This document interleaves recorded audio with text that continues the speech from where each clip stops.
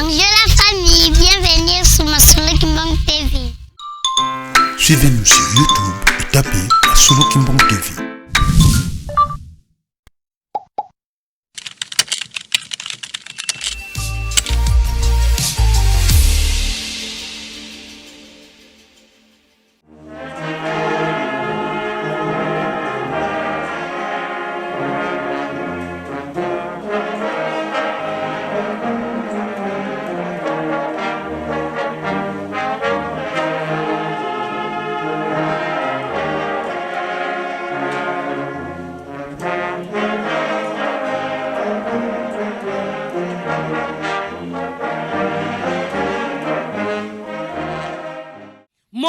moto na musala na ye kasi kuna batindi biso balobi to sokola bilamba na kosukela mbo ngana lati na nzoto te ndenge toyoki na matei to petola mitema na biso na mokana na mibeko babombela biso eloko te nyonso na kati ezali esiko ngana koelaka péché intime na nga oyo ngana kangama nango ami na nga inséparable na yebi bien yende bazali kosenga nga mokolo mwalelo na longola na tambole longo na tata molimo musantu po liboso esika tozali kokende tata bombi te butu moya azali koloba ete ekoyinda nani asa poza ye question ete okoyindisa nini okosala nini nani atuna kasi mosakoli alobi likambu ya sikeza te maye mazalaka makozala oyo esalemaka ekosalema lokola baebalekaki liboso bazangaki kotosa bazangaki kondima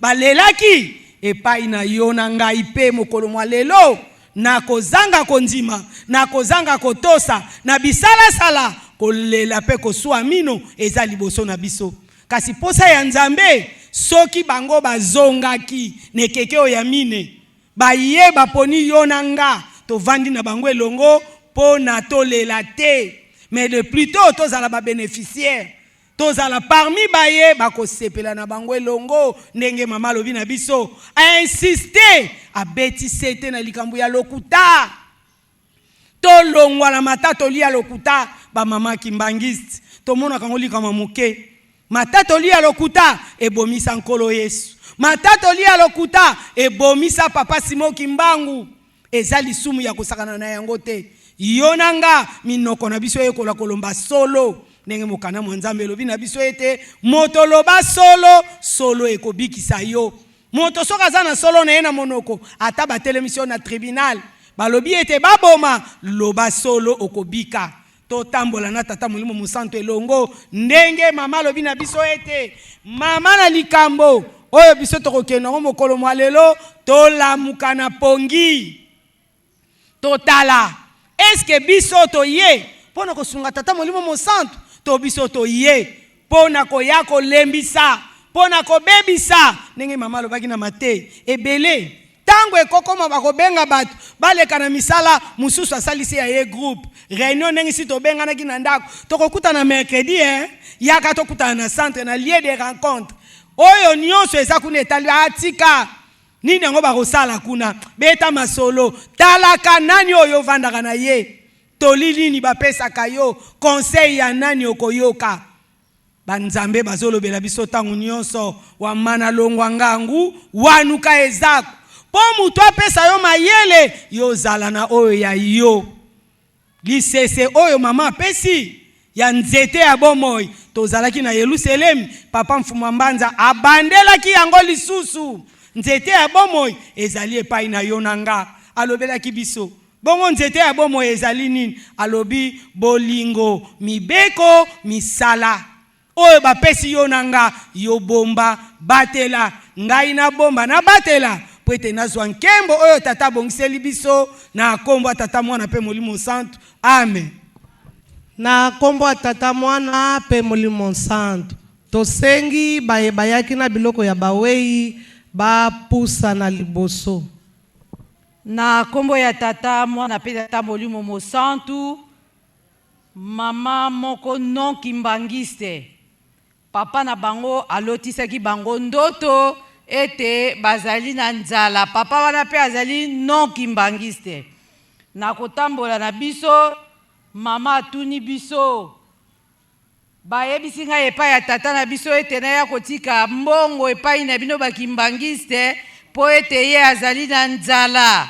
Yango wana ayaki kopesa biso enveloppe ya papa na bango papa Philippe Kumboniko. Atindeli ye 25 000 francs po na nzala oyo azali na yango. Nakomba tata mwana pe tata Molimo Santo. Na ye po na papa nanga akufa depuis l'an 2000. Na lota une fois azana bilamba te azoya necha loba nanga likambo. Na bondela po nango na sepela na ndoto wana te. Mais cette fois-ci na ye komona ye na moni ete me na zoyoka voix na ye. Nazo tambola na balabala nazoyoka voix na ye azobelela ngai. Alobi na ngai papa na yo, naza kaka papa na yo, yelanga bilamba, naza na bilamba te. Yango nde na ye na bilamba lelo, kombo na ye papa Maneka Danda Daniel, akufa na l'an 2000. Azalaka mondimi te, azalaka kosambela pe ata na lingomba moko te. Nakomba tata mwana pele Molimo Santo. Ngai mama Elsa na tindami pa grande sœur atindinga na yotika biloko ya bawe balotisa kindoto papa Sungu Michel. Nakomba tata mwana Molimo Santo biloko baye kotinda papa Tele Kembisa Justin alotisaki bana na ye azali na bilamba te baye kotikele bilamba. Awa mama Kuka Kanza yepe alotisaki azana bilamba te na biloko kolia yango bana baye kotikela ye. Na kombo tata mwana pe Molimo Santo nga nazali motindami batindi ngai na kotika biloko ya mowe ya mama Suzy Tumba Yala o kabiso mikolo leki auti kolotisa mama na ye ndoto yango wana batindi nga motindami na mema yango.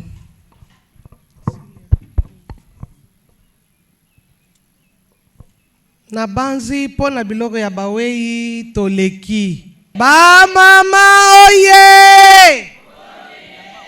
Tokei na lokumu ya mama oya sali yo na ngai tozala batu. Tozala basi oyo bazotanga malelo. Mama Mwilu oye! Lokumu na nzambe na biso. Esika zali ayebike ba mama na ngai bavandaka na mercredi bayaka kokumisa mama Mwilu. Papa Simoki Mbangu Kiangani oye! Papa Simoki Mbangu Kiangani oye! Papa Simoki Mbangu Kiangani oye! Papa Mwanda Velela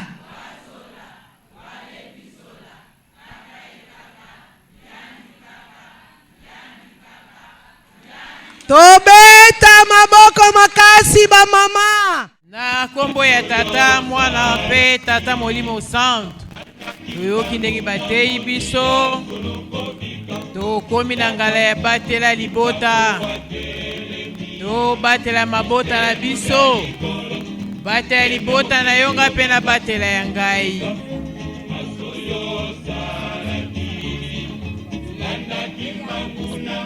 Moto na moto telema batela libota na yonga pe na batela ya ngai.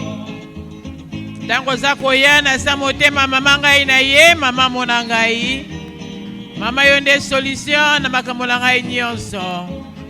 Yo mokati na sembo.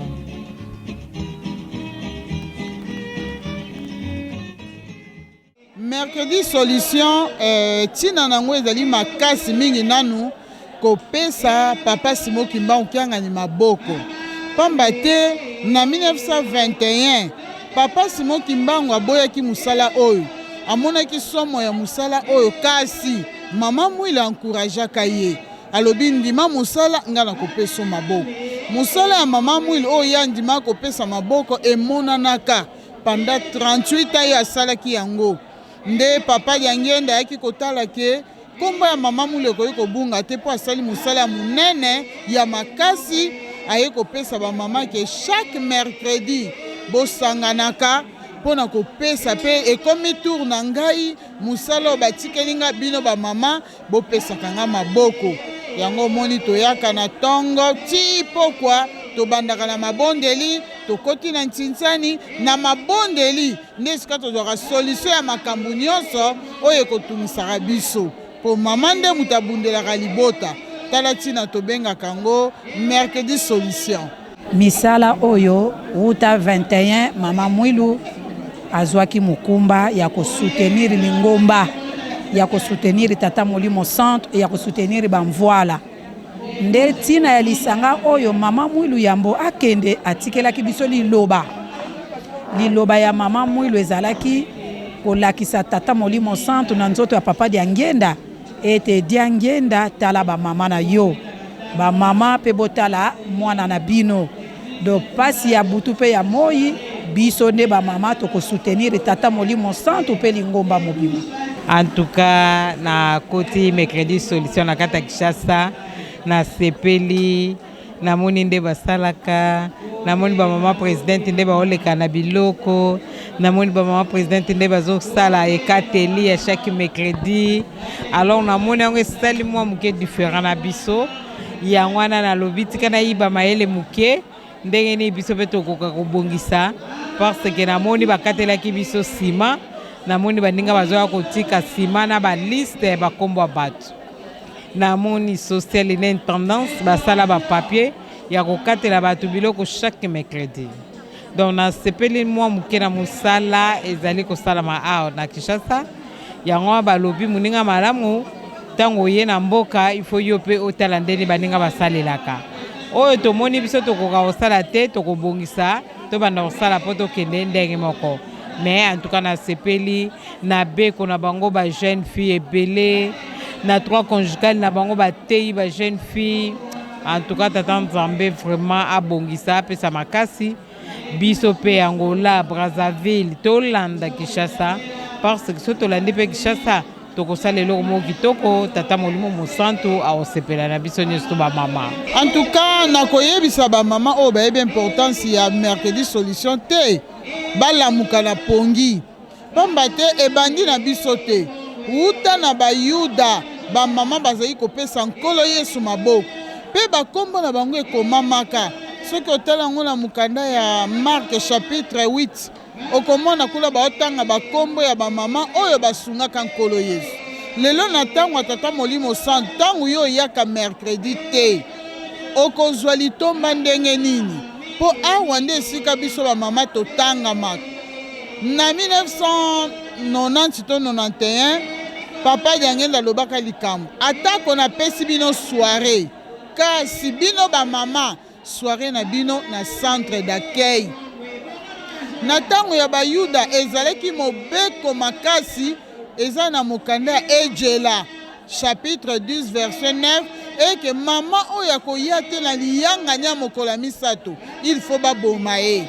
Me biso lelo koboma eza te me ntango yo oyaka te sikoyo oza kokufa na molimo mpo ozangaka makambo ebele ya bomwasi. Na mercredi toyaka kaka kosambela te toyekolaka bomwasi tope toteyaka ba jeune fille koencadre bango toteyaka bamama mpona kobatela mabala nde soki tosisi wana 14h tokoti na programme ya misala. Soki yo oza koya te yo mama yo jeune fille ndenge nini okozwa mateya ya malamu mpona kopesa kimia bipai nyonso oyo ozalaka. Message na kopesa na bamama bayebanso bazwi bolembu bavandi na bandako mama nyonso ayebi valeur ya mokolo ya mercredi te atelema mpo eza mokolo oyo nanu tata Molimo Centre apesi biso bamama kado mutu nyonso aya kolela na ntina bapasi ya nzoto ya milimo mpe ya mabota parce que mama nde amemaka mokumba ya libota mobimba. Esengeli na mama kovanda na ndako te kota na centre d'accueil to kota na paroisse nyonso bisika yo zali na province nyonso bisika yo zali kuna nde toyaka kozwaka ba solution ya ba problème na biso. nde esika oyo biso tokutanaka mercredi mpona kosoutenir tata Molimo Santu na mokumba munene oyo ye aza nango. Yo mama ovandi na ndako soutien na yo na tata Molimo Santu osalelaka yango wapi? Kozala na niongo ya Nzambe te yaka tokutana tosangana po topesa papa maboko. Bonjour la famille, bienvenue sur Masolo Kimbang TV. Suivez-nous sur YouTube et tapez Masolo Kimbang TV.